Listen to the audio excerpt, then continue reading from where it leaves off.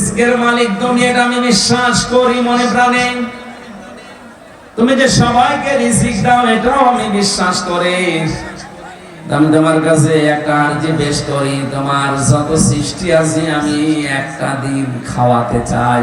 আমাকে যে বিশাল সাম্রাজ্য দিয়েছো, বিশাল ক্ষমতা দিয়েছো, এটার উপরে ভর করে আমি এ দায়িত্ব নিতে চাই। আল্লাহ পাক তিনবার তাকে বলেছিলেন না, এটা সম্ভব না। নাছর বান্দা হয়ে যখন বললেন আমি চাই, আল্লাহ পাক বলেন একদিনের দরকার নেই, মাত্র এক বেলার খাবারের দায়িত্ব তোমারে দিলাম, চাও দেখি কেমন পারো। 6টা মাসের কথা আছে তাফসীরের ভেতরে। আমি আবার বলছি, বর্ণনাটা যদিও দুর্বল, আমি উদ্বুদ্ধ করার জন্য বলছি। শিক্ষাটা কি এখানে? 6টা মাসে কাতারে খাবার রান্না হয়েছে। আল্লাহর পক্ষ থেকে নির্দেশ ছিল যে কোনো খাবার রান্না করা হবে, কোনো খাবার যেন নষ্ট হয়ে না যায়। বিশাল খাবারের স্তূপ তৈরি করে রেখে দিয়েছে। 6 মাস পরে হযরত সুলাইমান ডাক দিয়ে বলে, রব্বুল আলামিন তোমার সৃষ্টি জগৎকে তুমি পাঠিয়ে দাও। সমুদ্রের এক বিশাল হাঙর চিংড়ি মাছ ডাক দিয়ে বলে, মালিক আজকে ক্ষুধা লেগেছে, সকালে তো খাবার দিলে না। আল্লাহ জবাব দিয়েছে, আমার নবী সুলাইমান তোমাদের দাওয়াত দিয়েছে, যাও। দরবারে এসে বলছে, আমার খাবার কোথায়? হযরত সুলাইমান মাছের ভাষাও বুঝতেন, পাখির ভাষাও বুঝতেন, জিনদের ভাষাও বুঝতেন। তিনি বললেন, বিশাল খাবারের স্তূপ তৈরি করা আছে, ওখান থেকে খেয়ে চলে যাও। তাফসীরে মুফাসসির লিখেছেন, বিশাল খাবারের যে পাহাড় তৈরি করা ছিল, ওই বিশাল মাছ এসে শুধু এক লোকমাতে শেষ করে দিয়েছে। দরবারে সুলাইমানকে বলে, নবী সুলাইমান আমার এক লোকমা খাবার হয়েছে, বাকি আর কই? আরে কেন? বিশাল পাহাড় আছে, বাকি লোকমা ওখান থেকে খেয়ে চলে যাও।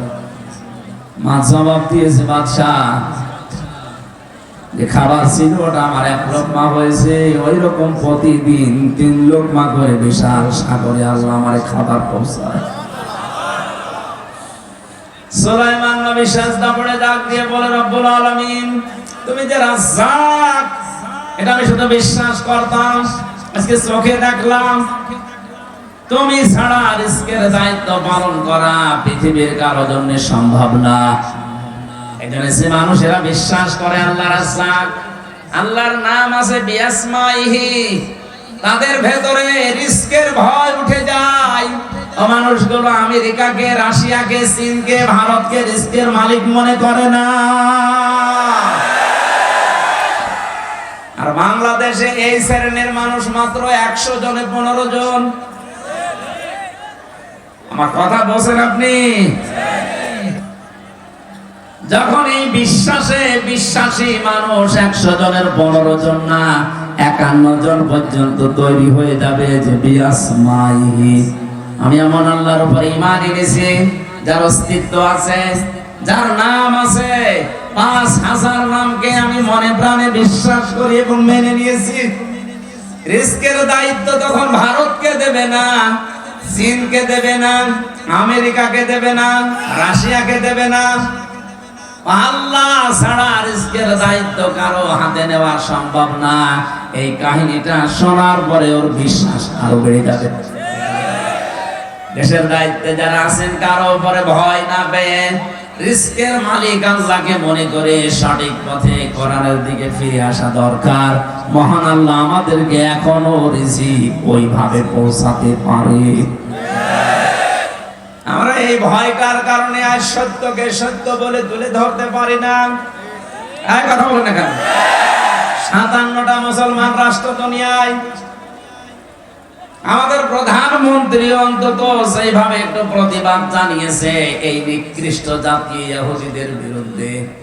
57টা মুসলমান রাষ্ট্রের প্রধানরা যদি এতটুকু জানাতো, দেখ ইরান একটা কাজ করছে, সবাই যদি এভাবে রিজকের দায়িত্ব আল্লাহ তুমি একমাত্র মালিক এ কথা বিশ্বাস করে, আমেরিকাকে ভয় না করে, রাশিয়া, চীন, ভারতের উপরে ভরসা না করে আল্লাহর দিকে ফিরে আসতাম, আল্লাহর কসম ওই মানুষগুলো এমনিতে আল্লাহ মুক্ত করে দিত।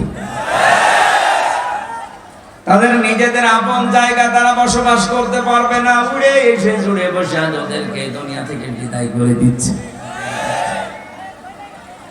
আমার কথা গভীরে যাচ্ছে, কিন্তু আপনি চিন্তা করলেন আমরা কিন্তু ঈমান পাইনি, আমরা ঈমান আনছি এখন। আর ঈমান আনার প্রথম পদ্ধতি আল্লাহর অস্তিত্ব স্বীকার করা, আল্লাহর নামগুলো বিশ্বাস করা এবং প্রতিটি নাম প্র্যাকটিক্যাল লাইফে মিলানো। আপনি যেমন রাজ্জাক হিসাবে আল্লাহকে মেনে নিয়েছেন, হাকিম হিসাবে আল্লাহকে মানা লাগবে। হাকিম মানে বিচারক, হাকিম মানে বিচার করার একমাত্র ক্ষমতা কার? আলাইসাল্লাহু বিআহকামিল হাকিমিন। আল্লাহ পাক বলেন আমি কি সর্বশ্রেষ্ঠ বিচারক না? আল্লাহর বিচার বাদ দিয়া যারা নিজেদের মন মতো বিচার করছেন, আপনি শুধু ঈমান পেয়েছেন, ঈমান আনেননি। আমার মনে হয় কথার অর্থ আপনি না বুঝে আন্দাজে চিল্লালেন। এক কথা বুঝেন? বিআসমাইর ভেতরে যে 5000 নাম আছে, যেহেতু ইসম এর বহু বচন আসমা। আজ আমরা 96% মুসলমান এই দেশে বাস করছে। সত্যি যদি আমরা এই আয়াত অনুযায়ী ঈমান না পেয়ে ঈমান আনতাম, আল্লাহর কসম আল্লাহর আইনগুলো দ্বারা বিচার আমরা দেখতে পেতাম। নবীজিকে আল্লাহ জানিয়েছেন ফালা রাব্বিকা লা ইউমিনুনা হাত্তা ইউহাক্কিমুকা ফীমা শাজারা বাইনাহুম সুম্মা লা ইয়াজিদু ফি আনফুসিহিম হারাজাম মিম্মা কাদাইতা ওয়া ইউসাল্লিমু তাসলিমা। সূরা নিসার 65 নম্বর আয়াতে আল্লাহ জানিয়েছেন, হে নবী আপনার রবের নামের কসম। কসম করছেন কে? কার নামে? আল্লাহ নিজেই তার নিজের নামে কসম দিচ্ছেন। তার মানে কথা তো শক্ত। আমি যদি এখন আমার নিজের বংশের নামে, আমার বাবার নামে, আমার নাম হামজার নামে কসম দিয়ে থাকি, বুঝতে হবে বিষয়টা বড় শক্ত বিষয়।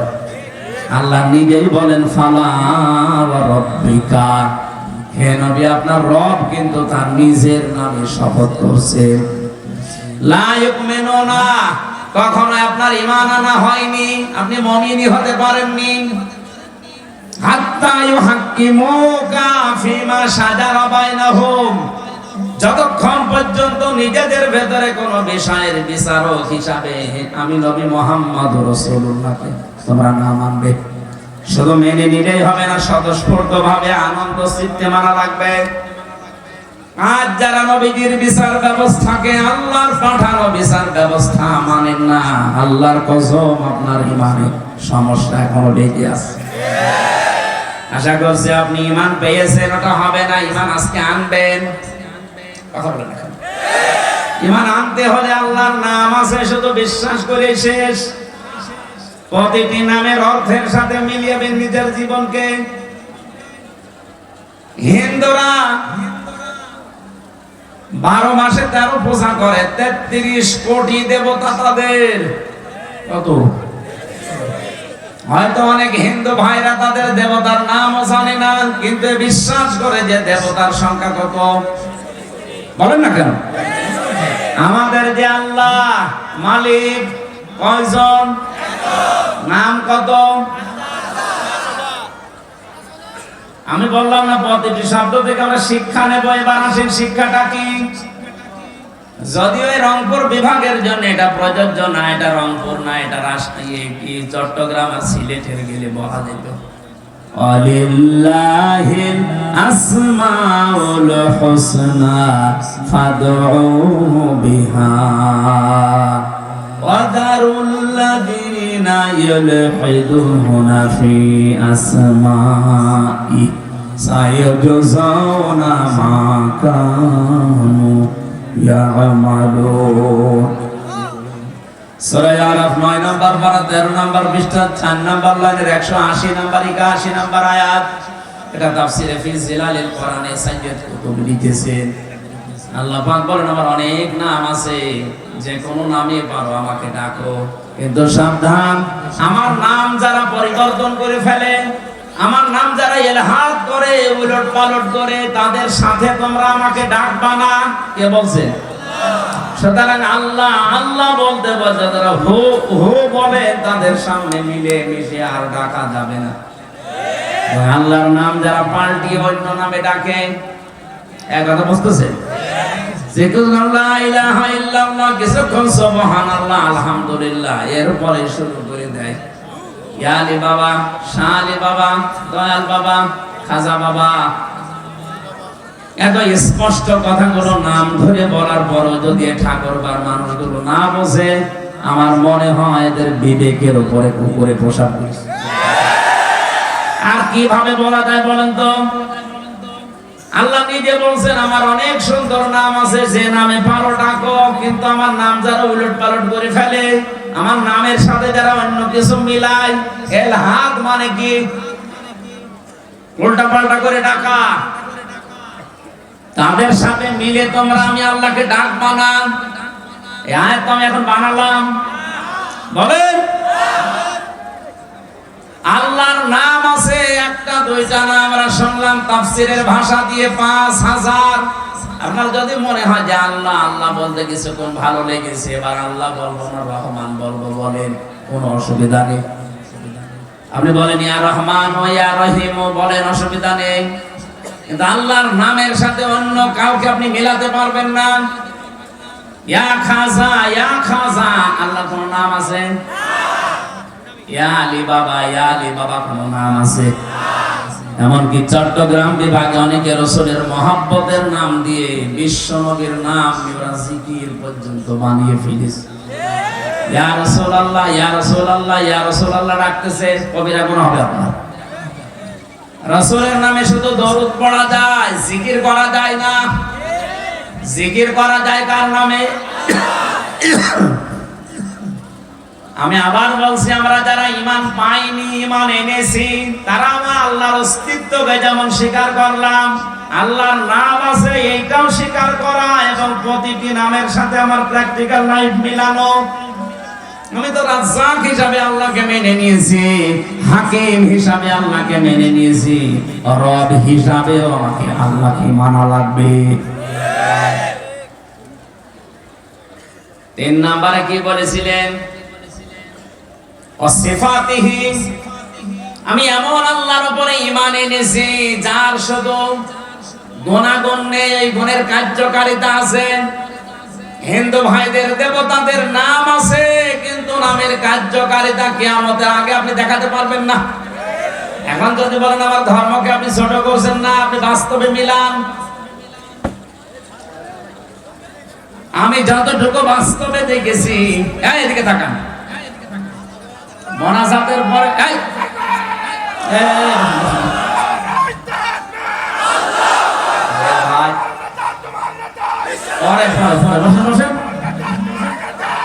বসিয়ে দিতে পারেন না, পরে পরে ছাতা বলছিলাম, আমার নিজেই বুঝে যাচ্ছে গরমে আমার শরীরের পর হয়ে যাচ্ছে, আর ওরা একবার শুরু করেছে। মোনাজাতের পরে ওই যে কি ভেঙে পড়ে গেল না, ওইটা 10 মিনিট সময় দেওয়া হবে, দেখে বাড়ি যাবে নাকি? ভাই, একটা বাঁশ ভেঙে পড়ে যাচ্ছে, এইটা দেখার জন্য যদি আপনি কোরআনের আলোচনা বাদ দিয়ে ওইদিকে তাকাতে পারেন, আমার তো মনে হয় এখন যদি এমনি পরিমণি হাইটে যেত, আপনি আমাকে বাদ দিয়ে ওইদিকে ছুটেছেন। বলছে ঠিক।